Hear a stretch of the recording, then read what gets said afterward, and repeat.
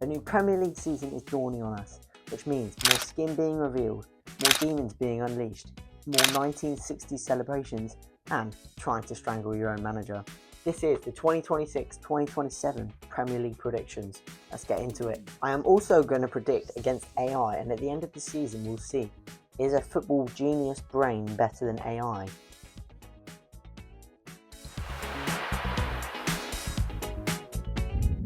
#20th, Hull City. This genuinely has potential to be the worst season for a Premier League club ever. They've made no transfers that are any good. The only thing they can rely on right now is their fight and mentality. They probably would have lost to Southampton in the playoff final. However, their pre-season has been solid, only losing 2-0 to Frankfurt, drawing 0-0 with Nice, and winning 2 games. But realistically, who the hell is Konyaspor and Rizapor? Guess they riz them up. Anyway, they'll open the season with a good game against Man United, losing 4-0. Really hope I'm wrong about this, but 20th Hull. If Hull do manage to stay up, I will wear a full dress for the next video I make. 19th, Ipswich. I have a lot more hope about Ipswich, but still not enough. They have made a few good signings, Julio Enciso, Sasa Lukic from Fulham, but it's still not good enough to compete at a high standard Premier League level.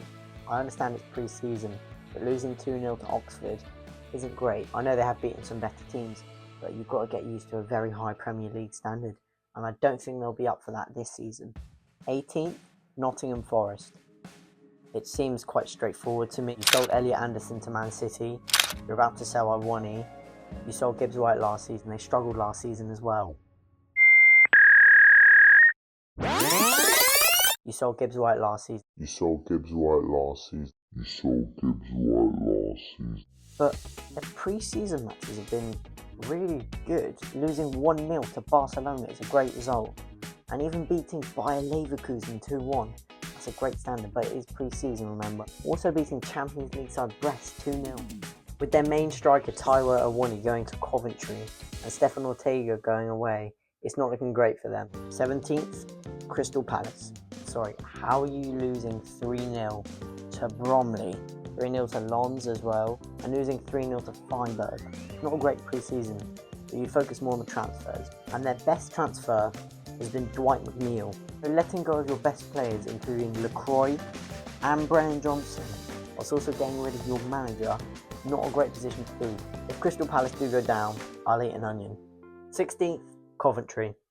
Pre-season 2-0 against Monaco, 3-1 against Espanyol. So they're going to have a rough opening start to the season, playing Arsenal in their first match, followed by Coventry, but then Man City. Frank Lampard is finding his way at Coventry. Great last season, absolutely stormed the championship, making some solid signings as well. Frank Onyeka, Caleb Jurenchky, Carl Rushworth, but the most important one is Taiwo Awoniyi from Nottingham Forest for only £10 million. It's a bargain. He'll be their main man up front. He's going to do them very well. But their cup runs, fighting well against Spurs, fighting well against Wolves, you know, that's the Premier League mentality. If you can fight well, it's going to be like Sunderland last season. Not necessarily the best squad, but definitely fighting spirit. If Coventry City do go down, I'll do a full makeup on my face. Yes, we've got a new subscriber! Come on! That brings my total, whilst recording, to 197. 3 more. Come on. Sensational. 15th, Newcastle.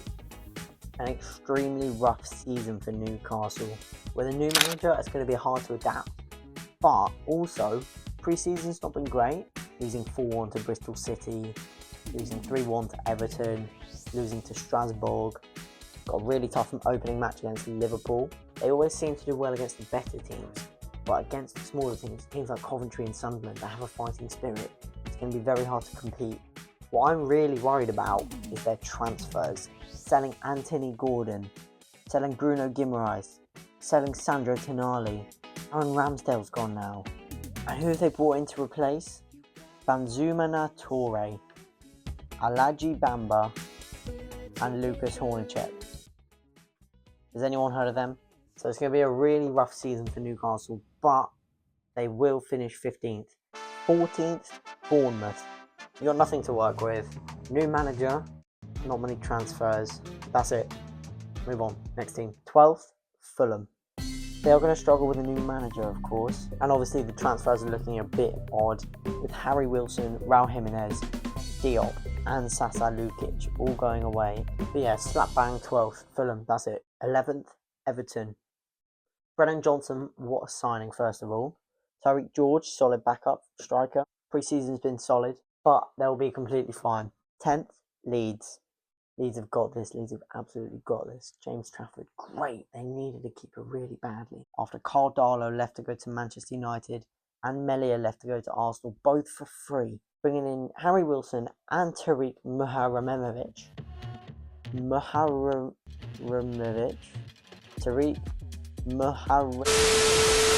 Harry Wilson and Tariq Muharamemovic. Obviously give them some good experience. Daniel Farke is doing well. And you know, pre-season matches like beating Liverpool 4-2, Leeds are going to cook this season. 9th, Brighton. Brighton have had a very good pre-season and made the transfers they need. In pre-season, beating Roma 3-0, beating Bologna 1-0, beating Strasbourg 4-3.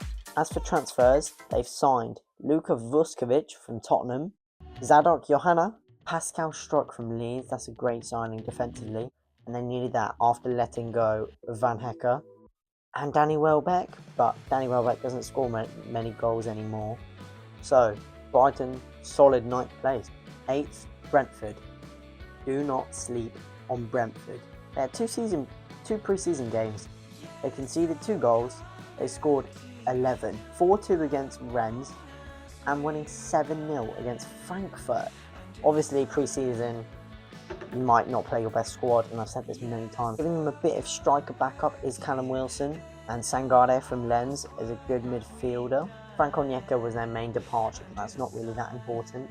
They finished 10th 2 seasons ago, 9th last season, and I think they're going to get 8th this season. Let's see if it happens. 7th, Aston Villa. Just solid. They're not going to be in the Champions League.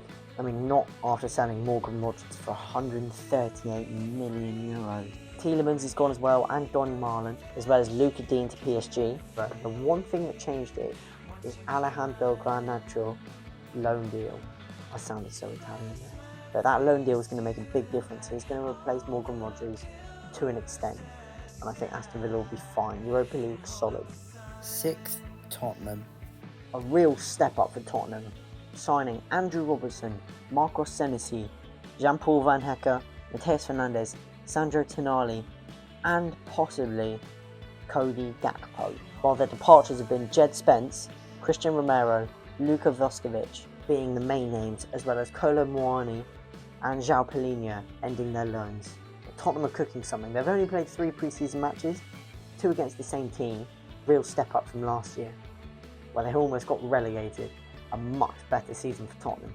5th, Manchester City. Signing Elliot Anderson is a great signing, but I do think it's incredibly overpriced.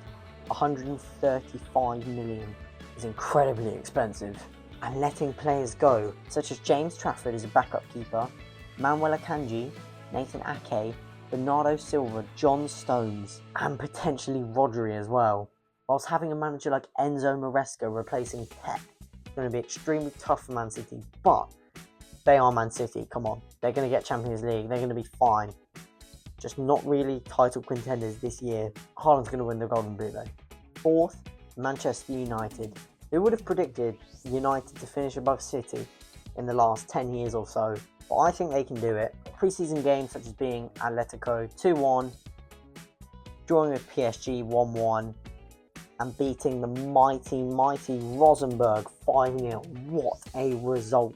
How have they lost 1-0 to Wrexham? It's incredibly important that they're not letting Bruno Fernandes go. He is their main man. He's one of the best in the Premier League, potentially the best midfielder in the Premier League, maybe even the world right now. If Manchester United don't finish in the Champions League, I will wear a tie, I will wear a business suit, and I will act extremely posh for the entire remainder of the Premier League predictions that I'm reacting to right now. Hi, look at you in that suit. Yes. Why did you predict Man United? You know, I can change it right now, but boy, you wish I would have changed it. 3rd, Chelsea. Seems everyone's tipping Chelsea to do very well this season, and I see it. Beating Milan 3-0 in pre-season, and Real Sociedad 3-1. But the real thing is the transfers. Getting Morgan Rogers in, getting Lacroix in, Jordan Henderson coming, Danny Welbeck coming. Xabi Alonso is going to be brilliant in their first season. They're going to finish a comfortable third. Second, Arsenal. Incredibly close title race between Arsenal and Liverpool. But Liverpool just nick it. I don't think pre-season even matters. Gyökeres also might leave. Osimhen might come in though. That's some good business. The real message was sent out in that 3-0 against Man City. They are going to fight every game this next season. They want to win the title again. A really great season, but not good enough to win the league again. First, Liverpool. I really thought they'd struggle until they brought in Araujo and Jeremy Jacquet. One of them gets injured, we've got one to replace. That's really what Liverpool needed after Konate went to Real Madrid. Gakpo might go, but Barcola might come in. It'll be really interesting, but I'm looking so smug right now because I know I've got to bang on. Now let's do a before and after. Right now, on my YouTube, 197 subscribers, 285,000 views. Anyway, that is the end of the prediction video. Let's see how good this season is. If you enjoyed, leave a like, subscribe, and I'll see you next time. Bye bye.